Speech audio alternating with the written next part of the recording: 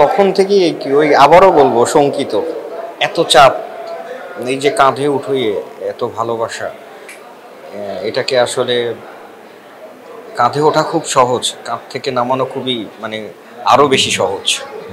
তো চেষ্টাটা করতে হবে, সর্বোচ্চ চেষ্টাটা করব।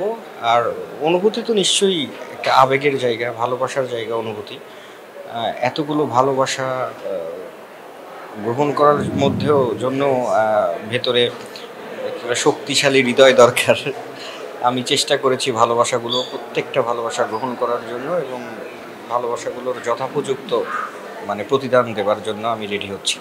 না, আমি অলরেডি তো বলেছি আমাদের তো রাষ্ট্রের কাছে অনেকগুলো দাবি, তার মধ্যে উল্লেখযোগ্য দাবি হচ্ছে আমাদের পেশাকে স্বীকৃতি দেওয়া এবং আমাদের শিল্পী কল্যাণ তহবিল যেটা, এটাকে চালু করা, যাতে আমরা শিল্পীরা পেনশন সুবিধা সহ নানাবিধ সুযোগ সুবিধা পাই, মৌলিক চাহিদাগুলো পূরণের আমরা যাতে মৌলিক চাহিদাগুলো পূরণ হয়। এবং তারপর পরে হচ্ছে আমাদের যে জমিটা দেওয়া হয়েছিল সরকার থেকে, সেই জমিটা পুনরুদ্ধার করতে হবে, কিছু জটিলতা আছে। সব মিলিয়ে আলটিমেটলি অভিনয় শিল্পী সংঘকে এমন একটি স্থিতিশীল জায়গায় দেখতে চাই, যেটা হচ্ছে যে আমাদের 1400 শিল্পী যেন দিন শেষে স্বস্তির একটা নিঃশ্বাস পেতে পারে যে না, আমাদের তো আমাদের সাথে অভিনয় শিল্পী সংঘই আছে। পৃষ্ঠপোষক আপনি কি অর্থে বললেন? এই যে দেখুন, আমরা এখন একই সংগঠনে ক্ষমতায় আসলাম, এখন তো আমাকে সরকারের সাথে নেগোশিয়েট করতে হবে। সরকার আসবে যাবে, সংগঠন সংগঠনের জায়গায় থাকবে, যেই সরকারে আসবে তাদের সাথে আমাদেরকে নেগোশিয়েট করতে হবে। পৃষ্ঠপোষক শব্দটির সঙ্গে আমি একদমই একমত না।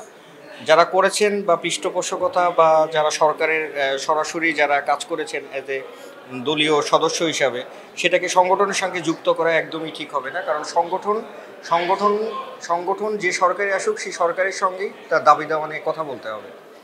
আর পৃষ্ঠপোষক যদি আপনি রাজনৈতিক অর্থে বলেন, প্রতিটি আর্টিস্ট তার নিজস্ব চেতনায় যে কোনো একটা, কেউই নিরপেক্ষ নয়, কিন্তু নিরপেক্ষতার এটাকে যখন সে শিল্পী হিসেবে জাতির কাছে আসবে, আমি মনে করি সেটাকে নিরপেক্ষ হিসেবে তার প্রেজেন্টেশন করা উচিত। ব্যক্তিগত সত্তা আলাদা, সংগঠনের সত্তা আলাদা, শিল্পী সত্তা আলাদা, এবং প্রত্যেকটি শিল্পীর মানবতার জন্য এবং শিল্পী সত্তাকে বজায় রাখার জন্য, মুক্তিযুদ্ধের চেতনাকে সমুন্নত রাখার জন্য প্রতিটি শিল্পীর মধ্যে এই ঐক্যবদ্ধ ভেতরের যে চেতনা, ওটা লালন করা উচিত। না, ধন্যবাদ। ঈদে আমার দুটি সিনেমা রিলিজ হয়েছে, দাগি এবং জঙ্গলি। আশানুরূপ সাড়া পাচ্ছি।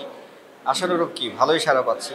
আপনারা দেখছেন এবং এই প্রতিক্রিয়াগুলো আমাকে মুগ্ধ করছে। ভবিষ্যতে এই প্রতিক্রিয়াগুলো আমাকে দৌড়াবার সাহায্য করবে। Thank you.